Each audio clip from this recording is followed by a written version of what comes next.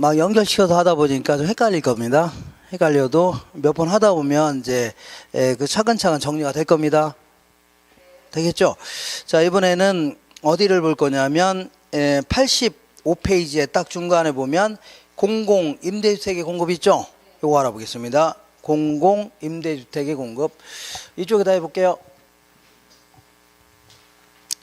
자, 그러면 이번에는 이도저도 다 필요 없다. 우리가 직접 아파트 지어서 저렴하게 공급하겠다는 얘기죠. 이거 뭐라고요? 공공 임대주택의 공급이다. 이렇게 얘기합니다. 이렇게 잡을게요. 공공 임대주택의 공급이다. 이렇게 볼게요. 자, 그러면 요거는 이런 얘기입니다. 여기 뭐가 있냐면 여기가 사적 시장이 있습니다. 사적 시장이라는 게 우리 주변에서 볼 수 있는 뭐 삼성 아파트라든가 대림 아파트, 저는 무슨 아파트라고요? 건영 아파트의 전월세 시장 있죠? 요거에 그 전세라든가 월세가 비싸요, 싸요? 비싸다는 얘기입니다. 그러니까 여기는 전월세가 상당히 비싸다 그런 얘기죠. 그래서 안 되겠다. 자, 바로 옆에 근처에다가 이제 소위 말하는 공적 시장이라고 해서 토지주택공사라든가 지방공사, 서울공사 이런 거 시켜서 아파트 지어서 아주 저렴한 임대료로 공급하겠다는 얘기죠. 이런 제도를 뭐라고요? 공공임대주택 정책이다 이렇게 합니다. 알겠죠? 오케이.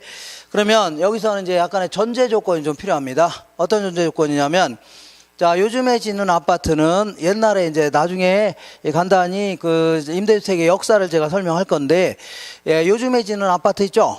요즘에 짓는 아파트는 소위 말하는 보금자리 주택 이런 형태로 많이 공급합니다. 이거는 이명박 정부 들어서서 이 서울이라면 물론 뭐 이 근처에도 많이 있지만 서울이라면 이 그린벨트 같은 거 있죠? 항구판에 그린벨트 같은 걸 해제한 다음에 여기다 아파트 막 짓고 하는 겁니다. 알겠죠? 그러다 보니까 아무래도 접근성이 좋아요, 안 좋아요? 상당히 좋습니다. 그래서 접근성도 좋고, 그 다음에 아무래도 품질은 좀 삼성 아파트 이런 거에 비해서는 좀 떨어지지만 어쨌거나 거의 차이가 없다고 가정해야 됩니다. 뭐가 없다고요? 차이는 없다 가정해야 되지. 그렇지 않으면 뭐 논리 자체가 전개가 안 됩니다. 그렇죠? 그러니까 요즘에 짓는 공공임대주택은 사적 시장이나 공적 시장이나 품질엔 차이가 있어 없어요? 거의 없다 가정해보자. 그런데도 불구하고서 여기는 임대료가 싸고 여기서 임대료가 비싸죠? 그죠? 그러니까 여기서 뭐하러 여기서 하려고 합니까? 이쪽 이사 가려고 하죠? 그죠? 그러니까 이쪽은 수요가 증가하고 이쪽은요 수요가 감소하게 되는 겁니다. 그러면 어쨌거나 사적 시장에서 나타난 효과를 좀 알아보겠습니다. 사적 시장에서 나타난 효과, 이것도 마찬가지로 단기적인 효과, 얘는 뭐라 할까요? 장기적인 효과 나눠볼게요. 그러면 어쨌거나 여기 살던 사람이 이쪽으로 이사 가려고 안 가려고요? 가려고 하니까 이 시장은요 어쨌거나 수요가 증가하면 임대료가 올라가요, 떨어져요? 자, 어떤 지역에 아파트가 살려는 사람이 많다는 얘기죠? 가격이 올라가는 겁니다.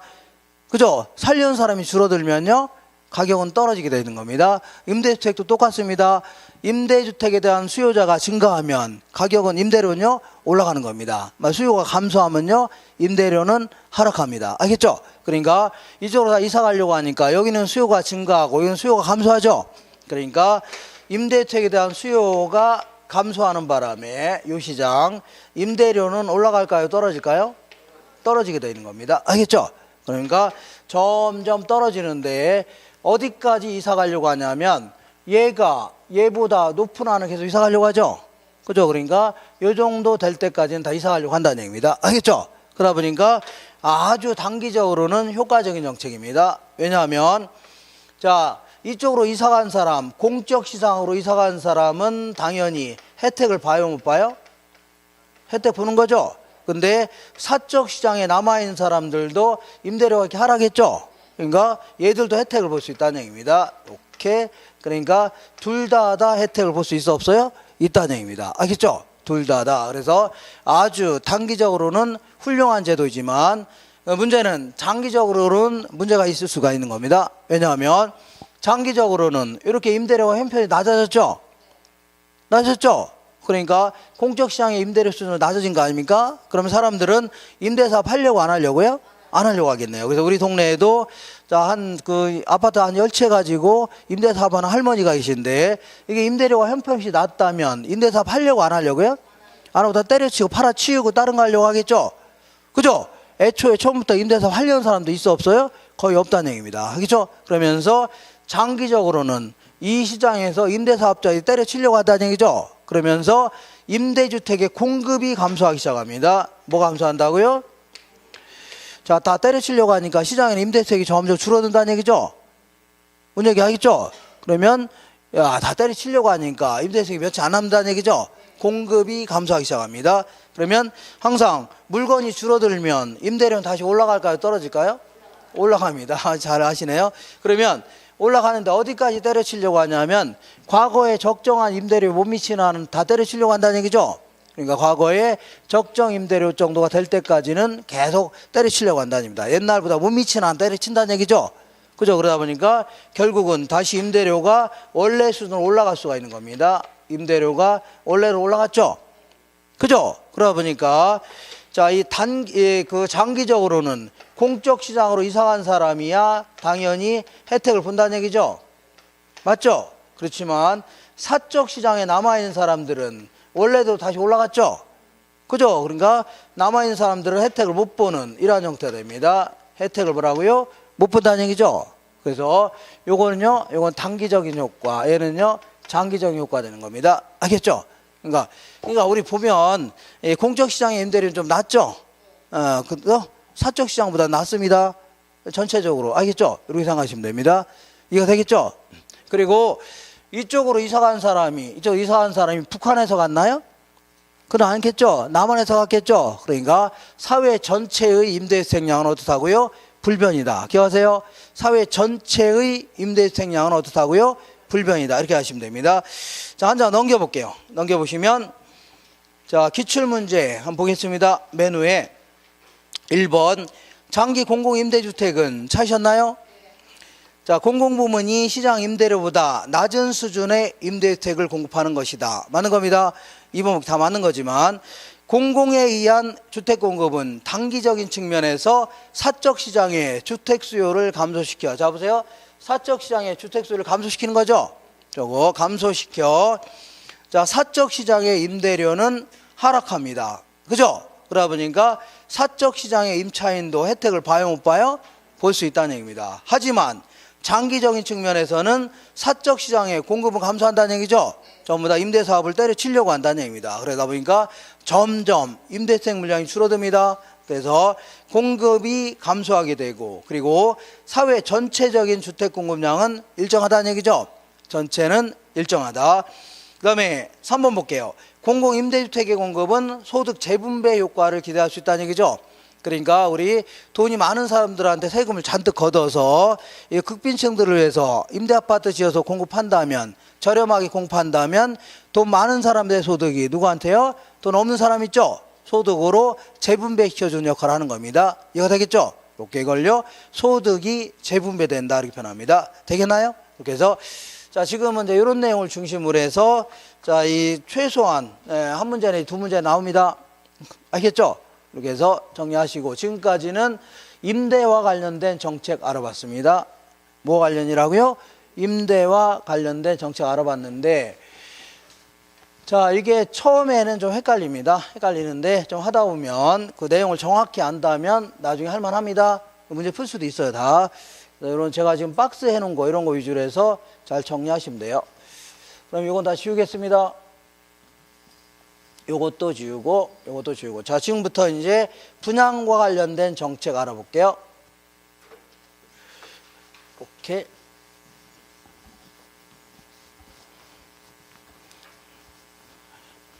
어떻게 할만한가요? 혼자 떠드나요?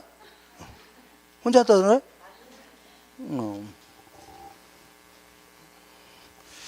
자, 처음부터 어떻게 완벽할 수는 없으니까. 자, 이번에는 자, 86페이지에 위쪽에 7번째 줄 보시면 분양가 규제와 뭐가 있어요? 분양가 자유라 있는데 이거 좀 알아보겠습니다. 분양주택 정책 알아볼게요. 자, 이 분양가를 규제하겠다. 자, 분양가 규제라는 건 아까하고 비슷하게 임대료 규제하고 비슷하게 볼게요. 어떤 지역이 아파트가 한 평당 분양가가 한 1,000만 원 정도 합니다. 자, 1,000만 원 정도라면 20평이면 2억 정도 된다는 얘기죠. 그럼 이 정도로는 그 극빈층들이 집 사기가 너무 힘들다는 얘기입니다. 그래서 안 되겠다. 니네들 자, 한 평당 700만 원 이상은 받지 말아라. 이렇게 할 수 있죠? 이걸요. 분양가 규제 아니면 이것도 700만 원 이상 올라가면 돼요? 안 돼요? 안 됩니다. 여기까지만 올라가라 그 얘기입니다. 이걸요. 분양가 상한제 이렇게 표현합니다. 뭐라고요? 분양가 상한제 이렇게. 자, 그러면 분양가를 규제하게 되면 어떤 효과가 있나 그런 얘기입니다. 어떤 효과 나중에 세세한 내용 나중에 하기로 하고 지금은 어떤 효과가 있냐 그런 얘기죠. 그러면 분양가를 규제하게 되면 이거는 누구를 위한 제도냐면 극빈층들이 집 사기가 용이하게끔 지원해 주겠다는 얘기죠. 이게 주목적 아닙니까? 근데 집이 한 5채가 있는 자가 있는데 와 이번에 집값 싸니까 나도 한 채 구입해야 되겠다 이런 사람이 생겨 안 생겨요? 생긴다는 얘기입니다. 그러니까 자, 이 분양주택에 대한 투기가 아주 극성일 가능성이 높아집니다. 이렇게 하겠죠. 무슨 얘기 하겠죠? 그러니까 실수요자 목적뿐만 아니라 투기꾼까지 막 극성이라는 얘기죠. 그러면서 분양 현장에는 막 줄 서 있는 거 아닙니까? 500m 막 줄 서 있죠. 그럼 결국은 어떤 뭐 가려내야 되겠네요. 추첩을 통한다든가 아니면요 선착순에 의해서 자, 그 입주자를 가려내야 되겠죠. 이러면서 초과 수요가 발생합니다. 무슨 수요라고요? 초과 수요가 발생하면서 투기가 아주 극성일 가능성이 높아집니다. 어쩌나 당첨되면 결국은 나중에 1000만 원 이상 받고 팔 수 있다는 얘기죠. 일종의 로또에 당첨된 꼴 되겠네요. 자, 그리고 이번에 두 번째, 이번에는 자, 건설업자 입장에서는 자, 이 700만 원 받기로 하고 아파트 짓고 싶어 안 짓고 싶어요? 아, 이거 지어봐야 돈도 안 되는 거 있죠? 그러니까 신규 주택 공급하려고 안 하려고요? 안 하려고 한다는 얘기입니다. 이렇게 신규주택 공급 감소할 수밖에 없어요. 알겠죠? 그러면 시장에서는 이거 해봐야 돈도 안 되는 거 뭐 상가 하나 지으려고 하겠지 뭐 아파트 뭐하러 지으려고 합니까? 그죠? 그러니까 신규주택 공급이 계속 감소되면서 결과적으로 시장에는 이런 식으로 주택들이 있는데 아파트가 있는데 오래된 주택들은 철거해야 되죠? 철거해야 되죠? 그리고 이런 자리에 새로 지어지는 주택이 딱 들어오고 해야 돼. 이렇게 순환 과정을 거쳐야 되는데 문제는 오래된 것들은 철거되고 맞죠? 그 다음에 새로 지어지는 주택은 많아요 적어요? 거의 없다는 얘기죠? 거의 없죠? 결국은 기존 주택에 대한 수요만 증가할 수밖에 없는 겁니다. 뭐만 증가한다고요? 기존 주택에 대한 수요만 증가하는 바람에 기존 주택 가격만 계속 올라갈 수도 있다는 얘기죠? 이상한 기현상이 나타납니다. 자, 그러니까 자, 이 건 내에 분양가를 규제했더니 결국은 건설업자는 아파트 지으려고 안 지으려고요? 안 지으려고 하고 그러다 보니까 기존 주택에 대한 수요만 계속 증가한다는 얘기죠. 그러면서 기존 주택 가격만 올라가는 이런 형상이 나타납니다. 결국은 당첨된 몇몇 사람 있죠? 투기꾼만 좋아하는 거고 나머지는요 오히려 집 가격만 올라가는 거죠. 집 사기가 더 힘들어질 수가 있다는 얘기입니다. 알겠죠? 그리고 건설업자가 굳이 700만 원 받기로 하고서 아파트 짓겠다 이럴 수도 있겠죠. 짓는데 고급 자재를 갖다 썼다가는 망하기 딱 좋죠. 맞죠? 그러니까 중국산 싸구려 자재 이런 거 갖다 지어야 될 가능성이 높아집니다. 그러다 보니까 분양주택에 대한 질적 수준 자체가 매우 저하될 가능성이 높아집니다. 어떻게 하고요? 매우 저하될 가능성이 높아진다. 그리고 또한 이 도심 항구판에 또 지었다가는 망하기 딱 좋죠. 그 저 산 밑에 이런 데 땅값 싼 데 있죠. 이런 데다가 아파트 나홀로 아파트 이런 거 막 지어야 될 가능성이 높아집니다. 그러니까 상당히 비효율적인 토지용이 생길 가능성도 매우 농후합니다. 비효율적인 토지 이용이 나타날 가능성이 높아지고 그 다음에 이번엔 실수요자 목적으로 아파트 분양받은 사람도 입장에서도 700만 원이면 싸죠. 그러니까 내 식구 기준으로 해서 한 20평이면 충분하죠. 근데 집값 싸니까 에라 이번 기회에 50평짜리 구입해서 뭐 인간답게 살아보자는 얘기죠. 쓸데없이 과소비가 생길 가능성도 매우 농후합니다. 알겠죠? 그러니까 결국은 분양가를 규제했더니 분양가 상한제 실시했더니 결국은 당첨된 몇몇 사람들 이런 사람들만 혜택을 보고 남아있는 사람들은요 오히려 집값만 올라간다는 얘기죠. 그러면서 더욱 불합리한 일들만 생긴다 그런 얘기입니다. 그래서 안 되겠다. 자, 분양가를 니네들 맘대로 받아봐라 하는 걸 뭐라고요? 분양가 자유라 이렇게 할게요. 분양가 뭐라고요? 자유라다. 자, 경쟁적으로 받아보라는 얘기죠. 이걸요 분양가 자유라 이렇게 얘기합니다. 그럼 분양가 자유로 하게 되면 어떤 효과가 있냐 그런 얘기인데 이렇게 그 역효과는 없어질 겁니다. 안 좋은 효과는 사라지겠죠. 오케이. 자, 그러면 분양가 자율화가 훨씬 더 좋은 제도가 아니냐 이렇게 생각하는 것은 너무 성급하다는 얘기죠. 왜 성급하냐면 일단은 얘네들은 분양가 자체가 높아요, 낮아요? 분양가 자체가 무지하게 높다는 얘기입니다. 그러니까 이제 아예 자, 이 집살 엄두가 안 나는 거죠. 그죠? 이때는 그래도 집값 싸니까 어떻게 당첨 되면 들어갈 수도 있는 거죠. 근데 여기는 아예 처음부터 집 들어갈 엄두가 안 나는 겁니다. 알겠죠? 그리고 정부가 투기꾼들을 근절한다는 차원에서 이 분양권 전매를 엄격히 막 금지시키고 하게 되면 투기는 많이 사라져요, 안 사라져요? 사라질 수 있죠. 그러면 우리 실수요자 목적의 극빈층도 많이 들어갈 수가 있다는 얘기입니다. 그죠? 근데 여기는 아예 처음부터 분양가제가 높다는 얘기죠. 그러니까 들어갈 엄두가 안 나는 겁니다. 그리고 또한 얘는 건설업자가 자, 소형 평수를 지어서 누구를 상대로 한다고요? 저소득층을 상대로 했다가는 분양이 안 될 가능성이 높아집니다. 알겠죠? 왜냐하면 저소득층들은, 극빈층들은 아파트 비싸면 살 수 있어 없어요? 없죠. 그러니까 아예 처음부터 대형 평수 위주로 해서 누구를 상대로 할 가능성이 높아지냐면 고소득층 있죠? 이분들 상대할 가능성이 높아집니다. 왜냐면 예전에 한 것처럼 우리 이거 압구정동 잘 나가는 동네에다가 이 중국에서 수입해온 민국코트를 10만 원 붙여서 팔아봐요. 거의 안 팔립니다. 오히려 1,000만 원 붙여서 팔면 오히려 뭐라고요? 더 잘 팔릴 수 있는 겁니다. 이런 식으로 아예 뭐라고요?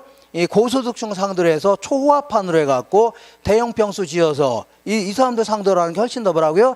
잘 팔릴 수가 있는 겁니다. 알겠죠? 그러니까 아예 일부러 막 가격을 높여갖고 누구를 상대로 한다고요? 고소득층 상대로 하는 게 훨씬 더 뭐라고요? 잘 팔린다는 얘기입니다. 이런 식으로 이 고소득층들은 집값 비싸고 그냥 평수 넓고 이런 거 있죠? 이걸 더 훨씬 더 선호합니다. 그래야지 그런데 거주해야 그 아파트가 막 반짝반짝하는 아파트 있죠?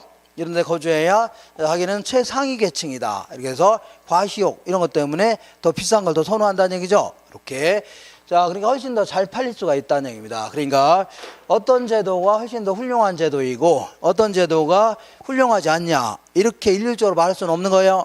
아시죠? 그러니까 시대와 장소에 따라서 정부에서 이렇게 개입할 수도 있고 라고요. 때로는요 자유화 맡길 수도 있다는 얘기죠. 이렇게 해서 탄력적으로 운영해야 되지 무턱대고 무조건 구제하겠다 이런 것들은 바람직한 방법이 아닙니다. 알겠죠? 이렇게 하시고 자, 이번에는 거기 볼게요. 86페이지 맨 아래 보겠습니다. 아래쪽에 보시면 길잡이 지문 있죠? 읽어볼게요. 분양가 규제는 주택건설업체의 수익성을 낮추는 요인으로 작용하여 주택 공급을 감소시킬 수가 있다는 얘기죠. 아파트 안 질 수가 있다는 얘기입니다. 그 다음에 분양가 규제에 따른 상한 가격이 시장 가격보다 낮을 경우에 일반적으로 이게 그 서로 살려고 줄 서 있는 걸 뭐라고요? 초과 수요라는 겁니다. 서로 살려고 하는 걸 뭐라고요? 수요가 초과됐다는 얘기죠. 공급보다 초과됐다. 이거.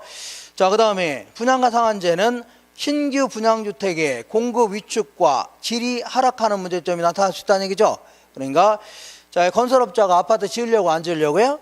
안 지으려고 하니까 공급이 위축되고 그 다음에 분양주택의 질적 수준도요 저하될 가능성이 매우 높아집니다. 알겠죠? 이런 정책을 뭐라고요? 분양가 상한제 해줍니다. 오른쪽 볼게요. 오른쪽에 뭐가 있냐면 이렇게 선분양이라는 게 있고 이제 다들 아실 겁니다. 선분양은 아파트가 완공도 되기 전에 미리 파는 거 있죠? 이걸요 선분양. 그 다음에 후분양은요 완공된 다음에 파는 거를요 후분양 해줍니다. 알겠죠? 분양. 자, 극단적인 경우에는 이렇게 사업부지에다가 울타리만 덜렁 쳐놓고 포크레인 뭐 한 두어 대 갖다 놓은 다음에 자, 어디서요? 지하철역 근처에서 모델하우스 지어서 팔을 수도 있는 거죠. 이런 게 일종의 답을 하고요. 선분양 해줍니다. 무슨 분양이라고요? 선분양 해줍니다. 그 다음에 얘는요 완공된 다음에 파는 걸 뭐라고요? 후분양이라는 겁니다. 뭐라고요? 그러면 선분양 같은 경우는 완공도 되기 전에 미리 막 파는 거 아닙니까? 그죠? 그러면 우리 입장에서는 계약금, 중도금 같은 게 들어가요? 안 들어가요? 들어가죠? 그죠? 그러다 보니까 결국은 우리 입주자의 돈을 가지고 아파트 짓는 겁니다. 누구 돈 가지고요? 입주자의 돈 가지고 아파트 짓는 겁니다. 그죠? 근데 얘는 완공된 다음에 팔아야 되는 거죠? 완공할 때까지 돈이 있어야 될 거 아닙니까? 그러니까 주로 이제 자기 돈도 좀 일부 들어가지만 거의 대부분요 은행 융자를 통해서 지네들이 돈 빌려서 아파트 짓는 형태 있죠? 이런 형태로 진행합니다. 알겠죠? 그러다 보니까 이 건설 자금에 대한 이자 있죠? 이자를 우리가 계약금, 중도금 같은 거 대출받죠? 특히 중도금 대출받을 때 이자를 누가 내? 우리가 내야 돼요? 건설업자가 내줘요? 우리가 내준 거 아닙니까? 그러니까 건설 자금에 대한 이자를 소비자가 내는 겁니다. 우리 같은 누가 내는 거라고요? 소비자가 내는 이라는 형태입니다. 근데 얘들은 어떻게 하는 거예요? 얘네들은 완성된 다음에 파는 거죠? 맞죠? 그러니까 얘네들이 돈을 지들이 직접 빌려서 아파트 지으려고 할 거 아닙니까? 그죠? 그러다 보니까 지네들이 이자 내야 돼요? 안 내야 돼요? 내야 될 거 아닙니까? 그러니까 건설 자금에 대한 이자를 누가 내야 되는 거예요? 자, 건설사가 나는 겁니다. 건설업자. 알겠죠? 공급자가 내는 이런 형태입니다. 알겠죠? 그래서 요거는 옛날에 80년대부터 출발해서 주로 이제 돈이 없는 건설업자 있죠? 아파트를 많이 짓도록 유도하기 위해서 돈 없는 건설업자도 아파트 막 지으라는 얘기죠? 그러나 입주자의 돈을 가지고 계약금, 중도금 받아가면서 막 지으라는 얘기입니다. 알겠죠? 그러니까 이거는 공급자를 지원해 주기 위해서 나온 제도입니다. 누구라고요? 공급자. 근데 요거는 완성된 다음에 파는 거죠. 그러다 보니까 우리 소비자가 이 집 저 집 다니면서 마음에 드는 거 고를 수가 있을 겁니다. 알겠죠? 그래서 소비자를 지원해 주는 소비자 위주의 정책이 뭐라고요? 후분양 제도입니다. 알겠나요? 후분양. 그러면 얘 같은 경우에는 자 1번, 2번, 3번 있는데 얘네들은 이 선분양 같은 경우는 나중에 완공도 되기 전에 미리 구입하는 거죠. 극단적인 경우는 뭐 아파트 올라가지도 않았는데 막 사는 거 아닙니까? 그럼 나중에 부도날 수 있어 없어요? 부도난 거 수두룩하죠.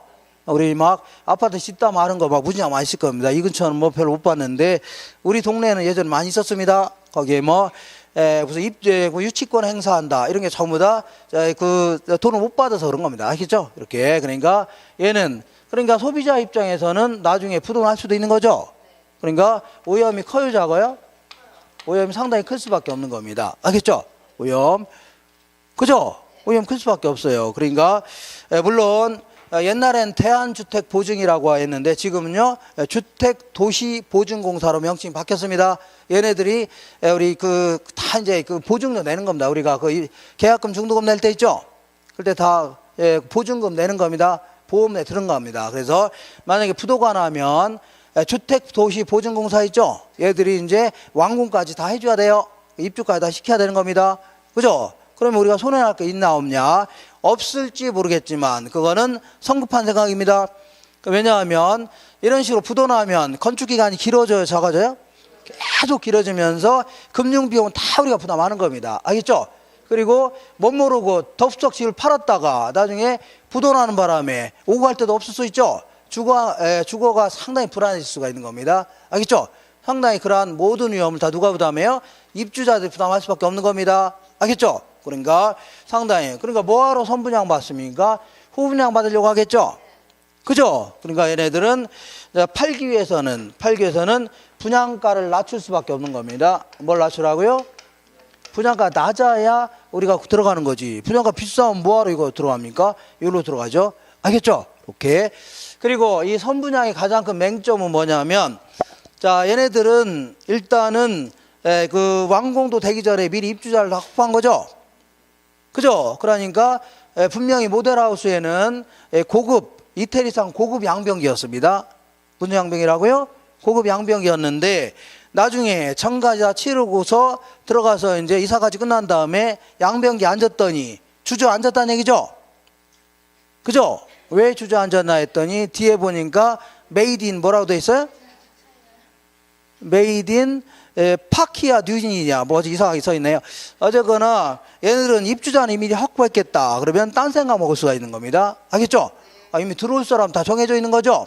그러니까 화장실 들어갈 때와 나올 때는 달라질 수가 있다는 얘기입니다. 알겠죠? 그러다 보니까 이제 아무래도 자 아주 고급 저질 자재를 써가면서 나중에는요 분양주택의 질적 수준이 매우 저하다니까 높아집니다. 그래서 결국은 이런 부분보다는 이런 부분이 입주자하고 건설사가 다툼이 계속 야기되는 부분, 이런 부분이 더 큰 겁니다. 그러니까 분양주택의 질적 수준이 매우 저하될 가능성이 높아집니다. 알겠죠?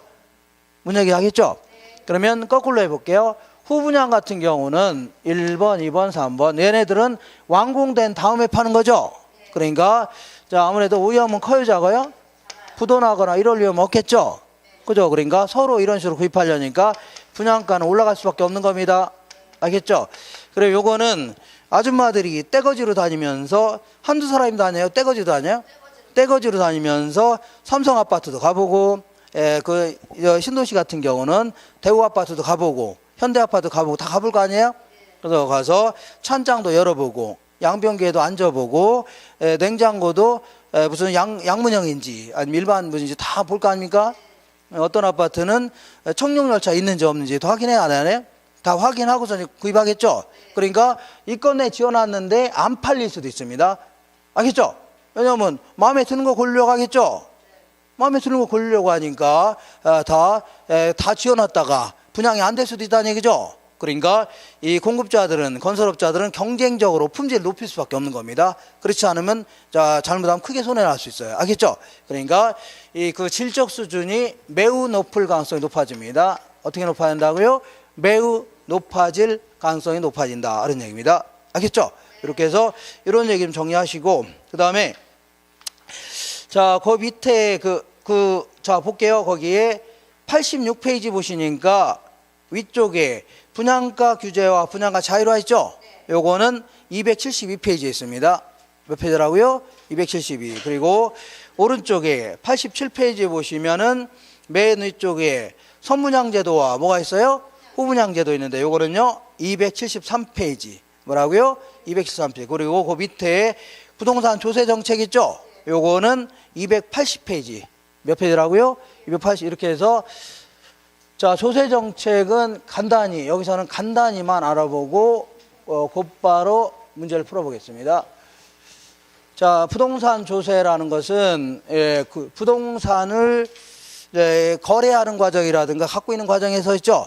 요때 부과되는 조세를요 부동산 조세다 해줍니다. 무슨 조세라고요? 부동산 조세. 그래서 자 부동산을 구입할 때는 취득세라는 걸 내야 됩니다. 무슨 내라고요? 취득세. 그래서 옛날에는 2010년도까지는 취득세 따로 내고 부동산 구입할 때 그리고 그 등기 치려고 할 때 있죠. 등기 치려면 등록세 따로 내고 이렇게 따로 냈었는데 지금은 취득세 등록세 한 방에 과세합니다. 알겠죠? 취득세 등록세를요 한 방에. 그래서 주택 같은 경우는 세율이 바뀌었나 모르겠는데 1%. 몇 프로라고요? 1%. 그리고 다른 것들은 한 4% 정도 부과됩니다. 알겠죠? 그리고 여기에는 취득세 뒤에는 뭐 지방교육세라든가 이런 게 좀 따로 붙습니다. 알겠죠? 이렇게 농어촌 특별세 이런 게 따로 붙어요. 몇 프로 정도. 그 다음에 가지고 있으면서 6월 1일 날 하루라도 갖고 있다. 1년 내내 안 갖고 있다가 어떻게 하다 보니까 6월 1일 날 갖게 됐다는 얘기죠. 그러면 이 사람이 재산세도 내야 됩니다. 뭘 내야 돼요? 재산세도 내야 되고 그리고 금액이 큰 거는 종합부동산세도 내야 됩니다. 뭘 내야 된다고요? 종합부동산세 이런 것도 내야 돼요. 알겠죠? 네. 그 다음에 그 처분했을 때는 자 우리가 이제 소득세는 크게 이제 종합소득세, 퇴직소득세, 양도소득세 구분해서 과세합니다. 어떻게 하라고요? 분류해서 과세하는데 자 어쨌거나 얘는 소득에 대해서 과세하는 겁니다. 뭐라고요? 소득. 그래서 5억에 구입해서 10억에 팔았다. 그 얼마 남겨 먹었어요? 5억 남겨 먹었죠? 이것도 일종의 소득은 소득 아닙니까? 그죠?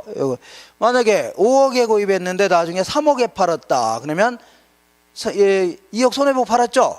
그럼 이거는 소득이 있어 없어요? 없는 거니까 세금 낼 게 없는 겁니다. 알겠죠? 이렇게 해서 이런 거를 양도소득이라는 겁니다. 무슨 소득이라고요? 양도소득에 대해서 세금 부과하는 걸요 양도소득세다 하십니다. 알겠죠? 그래서 이런 세금을 세법 시간에 공부할 건데 이런 세금들에 대해서 누가 내야 되고 세금을 하고요 누가 내야 되고 얼마를 내야 되고 세율은 몇 %이고 언제까지 내야 되고 어떤 경우는요 직접 가서 납부하는 경우도 있고 이런 건 직접 가서 납부해야 됩니다.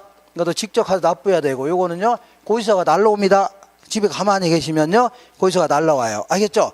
그리고 언제 내야 되고 언제까지 내야 되고, 어떤 경우는 세금 안 내도 되는 경우도 있습니다. 알겠죠? 그래서 예를 들어 주택 한 채를, 1세대가 한 채를 지금 2년인데 2년 이상 갖고 있다 파는 경우 있죠? 세금 안 내도 되는 겁니다.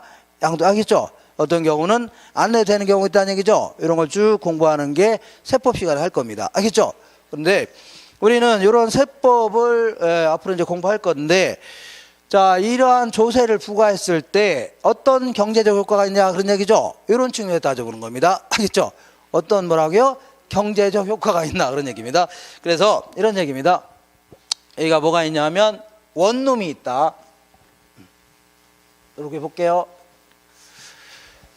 자, 이거 뭐가 있냐? 원룸이 딱 있는데, 이 원룸 주인을 뭐라 할까요?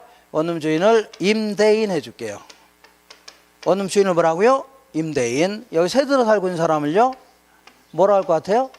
임차인 해줄게요. 임차인. 임차인이다. 이렇게. 그러면 이제 원룸 같은 경우에도 이 극빈층들이 안정적인 주거생활을 할 수 있도록 도와주는 거죠. 그죠? 왜냐하면 자, 우리 극빈층들 하루하루 먹고 살기 힘든 사람들은 아파트 구입할 돈이 있어 없어요? 없을 수 있죠. 그리고 예, 그 아파트 전세금 같은 경우에도 몇 천만 원 할 거 아닙니까? 이런 돈 없는 사람이 많아요, 적어요? 많다는 얘기입니다. 그잖아요? 월세 내기도 힘들고. 그래서 근데 이런 것들은 그래도 한 보증금 한 200만 원에 한 달에 한 2, 30만 원에도 들어갈 수 있는 거죠. 그죠? 이런 거 많이 있어 없어요? 있잖아요. 그러니까 이 극빈층들도 인간답게 살 수 있는 어떤 뭐 그 집을 길을 열을 수 있는 거 아닙니까? 그죠? 그러니까 이런 거에 대해서 옛날에는 재산세를 부과하지 않았다고 가정해보자. 뭘 부과하자고요? 가정해보는 겁니다. 재산세를 뭐라고요? 부과하지 않았다고 가정해보자. 근데 이런 것들이 하도 많아지니까 재산세를 만약에 부과하기로 했다면 뭘 부과한다고요? 재산세를 부과하기로 한다면, 자, 그 임대인의 입장에서는 그동안은 자, 고지서가 한정도 한 번도 안 날라오다가 언젠가부터는 고지서가 날라왔다는 얘기죠. 한두 푼도 아니고 전체에 대해서 부과하는 거니까. 그죠? 날라왔겠죠? 그러니까 고지서 날라오니까 이 고지서 들고 이제 올라갈 거 아닙니까? 앞으로 그 재산세가 나왔으니까 여러분들이 여기 거주하고 있으니까 여러분들이 좀 세금 좀 내주셔야 되겠습니다 할 거 아닙니까? 그러니까 얘네들이 전부 다 동네에서 중개사 시험에 공부하는 사람들입니다. 뭘 공부하라고요? 아니, 이 사람은 무슨 소리 하는 거냐? 재산세는 재산을 갖고 있는 자한테 부과하는 거지, 집 주인한테 부과하는 거지, 내가 왜 내냐 이렇게 나오겠죠? 그러니까 얘가 살짝 열이 받아요 안 받아요? 살짝이 아니라 크게 열받네요. 그러니까 열받으면 어떻게 해요? 이렇게 푹푹 이렇게 됩니다. 열받는 거 아닙니까? 그러니까 뚜껑이 열려 안 열려? 뚜껑도 이렇게 열립니다. 이렇게. 왜 우리 냄비에다 물 끓이면 열받으면 이렇게 열받은 뚜껑도 열리죠? 여기 똑같잖아요. 우리가 열받으니까 뚜껑이 열려 안 열려? 열리잖아요. 열렸잖아요. 이렇게 열렸잖아요. 알겠죠? 그러니까 그래, 네가 안 내겠다 그러면 나도 방법이 있다는 얘기죠. 방법이 있다. 자, 나는 안 되겠다, 임대료를 올리겠다 이렇게 나옵니다. 임대료를 뭐라고요? 인상시키겠다. 다 이런 식으로 합니다. 알겠죠? 이걸 뭐라고 하냐면 조세의 전가다 이렇게 표현합니다. 조세의 뭐라고요? 원래 법적으로 재산세를 누가 내야 돼요? 임대인이 내야 될 세금을, 자, 임대료 인상을 통해서 세입자한테 떠넘기겠다는 얘기죠. 뭐라고요? 조세의 전가다 이렇게 표현합니다. 알겠죠? 그랬더니 자, 여기 사는 사람들이 다 나갔다. 다 나갔다는 얘기는 너 아니라도 갈 데가 많다는 얘기, 적다는 얘기야? 많다는 얘기. 니까지 올리면 안 사면 될 거 아니야, 나오는 거 아닙니까? 그죠? 옆에 원룸텔도 있고 고시원도 있고 하숙집도 있고 별로 다 있다는 얘기죠. 안 사면 될 거 아니야, 이렇게 나온 거죠. 그래서 자, 그러면 다 나갔다는 얘기는 너 아니라도 갈 데가 많다는 얘기, 뭐 적다는 얘기야? 많다는 얘기입니다. 대체제가 많다 그런 얘기입니다. 이런 거를, 자, 말이 좀 어려운데 탄력적으로 반응했다 해줍니다. 어떻게 반응했다고요? 가격이 올라가니까 소비량이 팍 줄어들었다는 얘기죠. 뭐라고요? 탄력적으로 반응했다. 그러니까 다 나갔다고 해서 세금 안 내나요? 자, 재산세는 소득과는 전혀 상관없이 이 부동산에 공시가격이 있습니다. 거기에 따라서 과세하는 겁니다. 알겠죠? 그러니까 결국은 누가 내야 돼요? 자, 집주인이 내야 되겠네요.